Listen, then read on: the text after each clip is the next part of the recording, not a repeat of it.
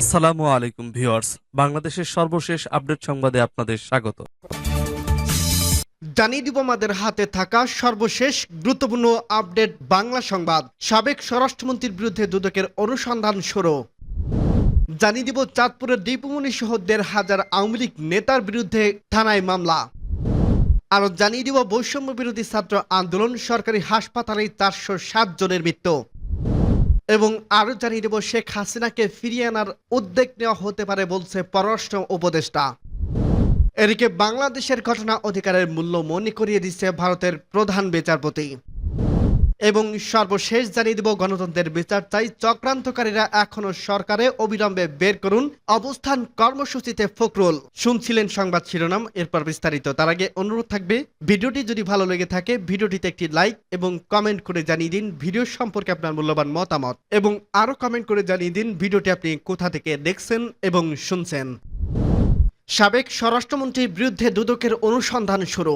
এবার দুর্নীতি দমন কমিশনের দুদকের জালে ধরা পড়তে যাচ্ছেন সাবেক স্বরাষ্ট্রমন্ত্রী আসাদুজ্জামান খান কামাল। বাংলাদেশের ইতিহাসে সর্বাধিক সময় স্বরাষ্ট্রমন্ত্রীর দায়িত্ব থাকা সাবেক ও মন্ত্রীর বিরুদ্ধে বিস্তর অনিয়ম দুর্নীতির অভিযোগ দীর্ঘদিনের পুরনো হলেও কেউ তার বিরুদ্ধে মুখ খোলার সাহস পায়নি। অবশেষে তার বস্তা বস্তা টাকা ঘুষ গ্রহণ, দুর্নীতি, অনিয়ম ও জ্ঞাত আয় বহির্ভূত সম্পদ অর্জনের অভিযোগে অনুসন্ধানে গতকাল বৃহস্পতিবার অনুসন্ধানের দল গঠন করছে দুদক। কমিশনের প্রধান কার্যালয় থেকে কমিশন সভায় ৫ সদস্যের এই দল গঠন করা হয়েছে। এর প্রধান করা হয়েছে দুদকের উপপরিচালক মোহাম্মদ জাহাঙ্গীর আলমকে। এর আগে গত মঙ্গলবার সাবেক স্বরাষ্ট্রমন্ত্রী ও তার পরিবারের সদস্যদের ব্যাংক হিসাব জব্দ করে বাংলাদেশ ফিনান্সিয়াল ইন্টেলিজেন্স ইউনিট দুদকের উপপরিচালক আখতারুল ইসলাম জানান, কমিশন সভায় সাবেক স্বরাষ্ট্রমন্ত্রী আসাদুজ্জামান খান কামাল ও তার সহযোগীদের বিরুদ্ধে সিন্ডিকেট করে বস্তায় বস্তায় ঘুষ বাণিজ্য অভিযোগের শিরোনাম একটি অভিযোগ জমা হয়েছে। সেটা অনুসন্ধানের জন্য তদন্ত কমিটি গঠন করা হয়েছে। স্বরাষ্ট্রমন্ত্রী সিন্ডিকেটের অন্য সদস্য ছিলেন যুগ্ম মহাসচিব ধনঞ্জয় কুমার দাস, মন্ত্রী সহকারী একান্ত সচিব PS মনির হোসেন, জনসংযোগ কর্মকর্তা শরীফ আহমেদ অপু ও প্রশাসনিক কর্মকর্তা মোহাম্মদ ইব্রাহিম হোসেনের বিরুদ্ধে অনুসন্ধানের সিদ্ধান্ত হয়েছে। একই সঙ্গে স্বরাষ্ট্র মন্ত্রণালয়ের যুগ্ম সচিব আবু ফজল মীর ওরফে বাদল, যুগ্ম সচিব মোহাম্মদ হোসেন এবং উপসচিব মাহমুবুর রহমান শেখের বিরুদ্ধে এই সিন্ডিকেটের থেকে দুর্নীতি, অনিয়ম, অংশীদার এবং অবৈধ সম্পদ অর্জনের বিষয়টি খতিয়ে দেখছে বলে কমিশনের কর্মকর্তারা জানিয়েছে। দুদকের আরেক কর্মকর্তা জানায়, সাবেক স্বরাষ্ট্রমন্ত্রীর বিরুদ্ধে এই তদন্ত কমিটি পুলিশের শীর্ষ পর্যায়ের সাবেক ও বর্তমান কর্মকর্তাদের দুর্নীতির খোঁজ খবর নেবে। কোনো কোনো কর্মকর্তারা তাদের লাভজনক পদে পেস্টিং এর জন্য সাবেক স্বরাষ্ট্রমন্ত্রীর কাছে বিভিন্ন সময় ঘুষ ও উপহার দিয়েছেন, সেটির একটি তালিকা করা হবে। এই তালিকার পুলিশের অত্যন্ত অর্ধশত বর্তমান এবং সাবেক কর্মকর্তাও রয়েছেন। সাবেক স্বরাষ্ট্রমন্ত্রীর বিরুদ্ধে দুদকের জমা হওয়া অভিযোগে বলা হয়, আসাদুজ্জামান খান কামাল স্বরাষ্ট্রমন্ত্রীর দায়িত্ব থাকার পর থেকে ঘুষ হিসেবে বস্তায় বস্তায় ভরে টাকা নিতেন। পুলিশ, মাদকদ্রব্য নিয়ন্ত্রণে অধিদপ্তর ও ফায়ার সার্ভিস থেকে এ টাকা আদায় করা হতো। অর্থাৎ তৎকালীন অতিরিক্ত সচিব ডক্টর হারুনা রশিদের বিশ্বাসের নেতৃত্বে সিন্ডিকেট গড়ে তোলেন তিনি। টাকা আদায় বা উত্তোলনের মূল ভূমিকা পালন করতেন ডক্টর হারুনা রশিদের বিশ্বাস। হাজার হাজার কোটি টাকা হাতিয়ে নিয়েছে এই কামাল ও হারুন সিন্ডিকেট।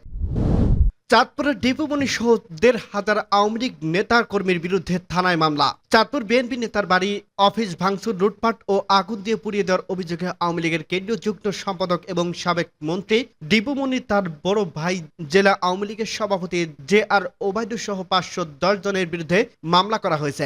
এছাড়া অজ্ঞাতনামা আরও ১,২০০ জনের আসামি করা হয়েছে। চাঁদপুর শহরের মেথা রোডে শেখ ফরিদ আহমেদের মনিরা ভবনের দায়িত্বপ্রাপ্ত ব্যবস্থাপক সেলিম মিয়া বাদী হয়ে চাঁদপুর মডেল থানায় মামলাটি দায়ের করছেন। গতকাল বৃহস্পতিবার রাতে বিষয়টি নিশ্চিত করছেন চাঁদপুর সদর মডেল থানার ওসি শেখ মোহাম্মদ মুহসিন আলম। মামলায় দীপুমনিকে ১ নম্বর ও তার বড় ভাই JR ওবায়দুরকে ২ নম্বর আসামি করা হয়েছে। অন্য আসামিদের মধ্যে রয়েছেন চাঁদপুর জেলা আওয়ামী লীগের সাধারণ সম্পাদক আবু নাইম পাটোয়ারি, চাঁদপুর পৌরসভার মেয়র জুলুর রহমান, সদর উপজেলা পরিষদের চেয়ারম্যান হুমায়ুন কবির প্রমুখ। এজাহার সূত্রে জানা যায়, গত ১৫ জুলাই আনুমানিক সন্ধ্যা ৭টার দেশীয় অস্ত্র নিয়ে জেলা বিএনপির সভাপতি শেখ ফরিদ আহমেদ মালিকানাধীন শহরে মনিরা ভবনে হামলা মামলায় লুটপাট ভাঙচুর ও ভবনে অগ্নিসংযোগ করা হয়। তার দলীয় অফিসে ভাঙচুর করা হয়, তখন শেখ ফরিদ আহমেদ চিকিৎসার জন্য দেশের বাইরে ছিলেন। সব মিলিয়ে ওই ঘটনায় প্রায় ২৫০০ কোটি টাকার ক্ষতি হয়। ন্যায় বিচার পেতে থানায় মামলাটি করা হয়। শেখ ফরিদ আহমেদ বলেন, আমি কখনো কারোর সঙ্গে অমানবিক আচরণ করিনি, শুধু রাজনৈতিক কারণে প্রতিহিংসাবশত আমার বাড়ির উপর একের পর এক হামলা, ভাঙচুর ও আগুন দেওয়া হয়েছে। আমি আইনের প্রতি শ্রদ্ধাশীল, ন্যায় ও সুস্থ বিচার প্রত্যাশা করছি। এ বিষয়ে চাঁদপুর মডেল থানার ওসি শেখ মোহাম্মদ মহসিন আলম বলেন, ওই ঘটনার অভিযোগে পেয়ে যাচাই করা হয়েছে। বৃহস্পতিবার সন্ধ্যায় মামলাটি রুজু করে বৈষম্য বিরোধী ছাত্র আন্দোলন, সরকারি হাসপাতালে ৪০৭ জনের মৃত্যু। বৈষম্য বিরোধী ছাত্র আন্দোলনে আহত ১৫ জুলাই থেকে ১২ আগস্ট পর্যন্ত সারা দেশের সরকারি হাসপাতালগুলো ১৮,৫৭৬ জন চিকিৎসা দিয়েছেন। তাদের মধ্যে ৪০৭ জনের মৃত্যু হয়েছে। স্বাস্থ্য বিভাগ দাবি, মৃত্যু ব্যক্তিদের মধ্যে ১১৭ জন হাসপাতালে ভর্তি এবং ২৯০ জনকে মৃত অবস্থায় আনা হয়েছিল। তবে সরকারি প্রতিষ্ঠানের বাইরে বঙ্গবন্ধু শেখ মুজিব মেডিকেল বিশ্ববিদ্যালয় সহ কয়েকটি স্বায়ত্তশাসিত চিকিৎসা কেন্দ্রে এবং সারা দেশের বেসরকারি হাসপাতালে, ক্লিনিকে কতজন চিকিৎসা নিয়েছেন এবং কতজন মারা গেছেন সে তথ্য দিতে পারেনি স্বাস্থ্য অধিদপ্তর। বিশেষজ্ঞরা বলছে, দেশে বেসরকারি হাসপাতালে, ক্লিনিক এবং ডায়াগনস্টিক্স সেন্টারে অ্যাসোসিয়েশন সদস্যভুক্ত হাসপাতাল, ক্লিনিক আছে ৩,০০০-এর বেশি। সব মিলিয়ে প্রায় ৫,০০০ বেসরকারি স্বাস্থ্যসেবা প্রতিষ্ঠান রয়েছে।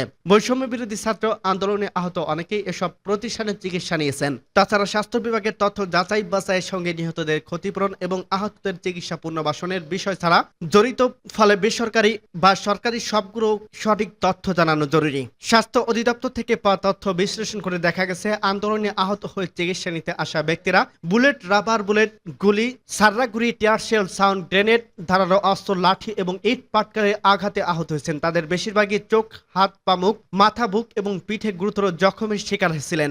অধিদপ্তরের ম্যানেজমেন্ট ইনফরমেশন সিস্টেম শাখা থেকে পাওয়া তথ্য মতে ঢাকা বিভাগের হাসপাতালগুলোতে ১০,৫৭৬ জন চিকিৎসা নিতে এসেছেন। শারীরিক পরিস্থিতি গুরুতর হয় তাদের ১,২৪৫ জনকে ভর্তি করা হয়। ২৩৮ জন মারা যায়। মৃতদের মধ্যে ৬৭ জন হাসপাতালে ভর্তি অবস্থায় এবং ১৭১ জনকে হাসপাতালে আনার পর চিকিৎসকরা মৃত ঘোষণা করেন। ঢাকার পরে সবচেয়ে বেশি আহত এবং মৃত্যুর ঘটনা ঘটছে চট্টগ্রামে। এই বিভাগের সরকারি হাসপাতালগুলোতে চিকিৎসা নিতে এসেছেন ১,৯৩২ জন। তাদের মধ্যে ৫০৪ জনকে ভর্তি করে সেবা দেওয়া হয়। চট্টগ্রামে মারা গেছেন ৪৮ জন। মারা যাওয়া ব্যক্তিদের মধ্যে ৯ জন ভর্তি অবস্থায় এবং ৩৯ জনকে হাসপাতালে আনার পর মৃত ঘোষণা করা হয়। এছাড়া বরিশাল বিভাগের চিকিৎসা নিয়েছেন ১,৪৪২ জন। হাসপাতালে ভর্তি করে চিকিৎসা দেওয়া হয়েছে ৩১৫ জনকে। ভর্তি রোগীদের কেউ মারা না গেলেও ২ জনকে মৃত অবস্থায় হাসপাতালে আনা হয়। শেখ হাসিনাকে ফিরিয়ে আনার উদ্যোগ নেওয়া হতে পারে বলছে পররাষ্ট্র উপদেষ্টা।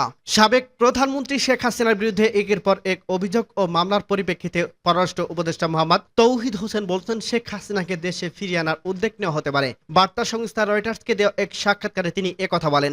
শেখ হাসিনাকে ফিরিয়ে আনার প্রশ্নের জবাবে মোহাম্মদ তৌহিদ হোসেন বলেন, আমি এই প্রশ্নের উত্তর দেওয়ার জন্য সঠিক ব্যক্তি নই। যদিও সেখান থেকে স্বরাষ্ট্র মন্ত্রণালয় ও আইন মন্ত্রণালয় কোনো অনুরোধ এসছে, তবে আমাদের তার প্রত্যাবর্তনের জন্য চাইতে হবে। যদি এমন কোনো দাবি ওঠে তাহলে তা ভারত সরকারের জন্য বিব্রতকর পরিস্থিতি সৃষ্টি করবে। তাই আমি মনে করি ভারত সরকার এটি জানে এবং আমি নিশ্চিত তারা এ বিষয়ে যথাযথ ব্যবস্থা নেবে।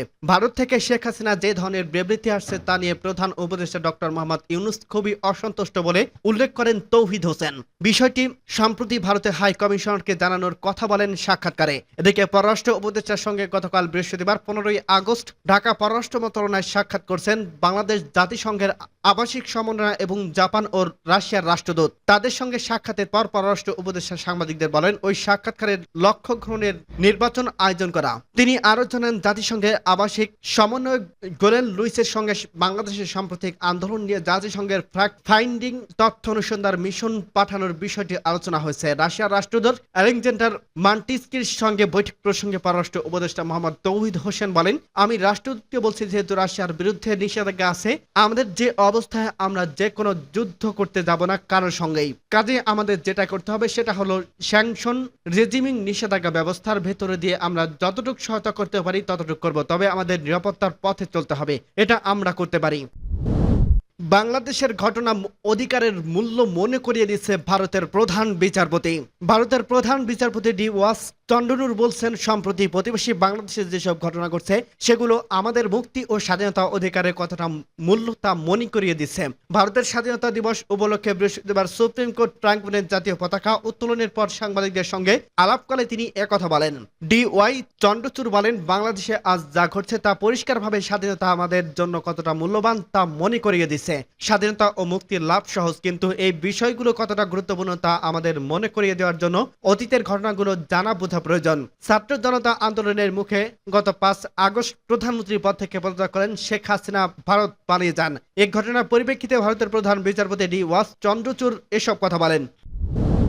গণহত্যার বিচার চাই, চক্রান্তকারীরা এখনো সরকারে অবিলম্বে বের করুন অবস্থান কর্মসূচিতে ফখরুল। চক্রান্তকারীরা সরকারের মধ্যেই বসে আছে দাবি করে তাদেরকে অবিলম্বে বের করে দেওয়ার আহ্বান জানিয়েছে বিএনপির মহাসচিব মির্জা ফখরুল ইসলাম আলমগীর। অন্তর্বর্তী সরকারকে ধন্যবাদ জানিয়ে তিনি বলেন, ইতিমধ্যে অনেক পদক্ষেপ নিয়েছেন, দ্রুততার সঙ্গে আরো পদক্ষেপ নিতে হবে। যেসব চক্রান্তকারীরা সরকারের মধ্যে বসে আছে তাদেরকে অবিলম্বে বের করে দিতে হবে। তারা চিহ্নিত সন্ত্রাসী, তারা কাজ করছে খুনি শেখ হাসিনা সরকারের পক্ষে। তাদেরকে অবিলম্বে গ্রেফতার করে বিচারের আওতায় আনা হবে। বৃহস্পতিবার বিকেলে রাজধানীর নয়াপল্টনে বিএনপির কেন্দ্রীয় কার্যালয়ে অবস্থান কর্মসূচিতে তিনি এসব কথা বলেন। পলাতক খুনি শেখ হাসিনা সহ তাদের দোসররা যথাযথ বিচারের দাবিতে এই কর্মসূচি পালন করে বিএনপি। সরকারের যৌক্তিক সময় দেওয়ার কথা ভাবছে আবারও জানিয়ে মির্জা ফখরুল বলেন, শেখ হাসিনা ও তার দোসররা সারা দেশে অত্যাচার নির্যাতন চালিয়ে গেছেন, তাদের বিচার চাই। তাদের বিচার করতে হবে আন্তর্জাতিক মানবাধিকার আইনে, কারণ তারা গণহত্যা চালিয়েছে। যারা অত্যাচার করছে, নির্যাতন করছে, টাকা পাচার করছে, তাদের বিচার করতে হবে। যাদের উপর জনগণ আস্থা দিয়েছে, একটা স্বস্তি ফিরিয়ে এনে নির্বাচন দেবে, একটা সুস্থ ও অবাধ নির্বাচন দেবে। এই সরকারের কাছে বিচার চাই। নির্বাচনের মধ্য দিয়ে জনগণ তাদের ভোট দিয়ে একটা সরকার গঠন করবে। আমরাও সেটা চাই। আমরা চাই নির্বাচনের মধ্যে দিয়ে সরকার পতন হোক। আমরা যৌক্তিক সময়ও এই সরকারকে দিতে চাই। অন্তর্বর্তী সরকারের সহযোগিতার আহ্বান জানিয়ে বিএনপির মহাসচিব বলেন, এমন কেউ যেন বলতে না পারে আমরা খারাপ কাজ করছি। সবাই একত্রিত হবেন, ঐক্যবদ্ধ থাকবেন, তাদের সব চক্রান্তকে রুখে দেবেন, এই সরকারকে সাহায্য করবেন। এটা গণ অভ্যুত্থানের সরকার, আন্দোলনের ফসল। আমরা তাদেরকে এই সহযোগিতা দেব যতক্ষণ পর্যন্ত তারা গণতন্ত্রের পক্ষে থাকবে, গণতান্ত্রিকভাবে ক্ষমতা হস্তান্তর করবে। দেশনেত্রী খালেদা জিয়া মুক্ত হয়েছেন, কিন্তু তারেক রহমান এখনো দেশে ফিরে আসতে পারেনি। তাকে ফিরিয়ে আনতে হবে। হাজার হাজার মামলা প্রত্যাহার করতে হবে। কোনো মামলা থাকবে না। ঐক্যবদ্ধ সংগ্রাম করে হাসিনাকে তাড়িয়েছি। ঐক্যবদ্ধ সংগ্রাম করে এদেশে সত্যিকারের অর্থে একটা গণতান্ত্রিক রাষ্ট্র ব্যবস্থা আনব। তিনি বলেন, একটা কথা পরিষ্কার করে বলতে চাই, গণতন্ত্রের কোনো বিকল্প নেই। সেই গণতন্ত্রের জন্য আমরা লড়াই করছি। আমরা লড়াই করে খালেদা জিয়া ও তারেক রহমানের নেতৃত্বে নতুন নতুন কৌশল অবলম্বন করছে। এখন নতুন একটা ধোঁয়া তুলছে এবং ষড়যন্ত্রীরা সেই মাইন্ডেটের উপর অত্যাচার করছে। বাংলাদেশে কোনো মাইন্ডেট নেই। বাংলাদেশের সবাই বাংলাদেশী নাগরিক। মুসলিম, হিন্দু, বৌদ্ধ, খ্রিস্টান সবাই মিলে একসঙ্গে এদেশে স্বাধীন করছে। সেই সঙ্গে সবাই এদেশের নাগরিক। কিন্তু তাদেরকে খেপিয়ে ঢাল বানিয়ে আর একটা কৌশল আবিষ্কার করে কিভাবে অস্থিতিশীলতা তৈরি করা যায় সেই চেষ্টা আওয়ামী লীগ করছে। তাদের মূল টার্গেট হচ্ছে দেশে অস্থিতিশীল তৈরি করে আবার যদি ওই ভারতের সাহায্য নিয়ে ঢুকে পড়া যায় তাহলে হয়তো তারা রক্ষা পেয়ে যাবে।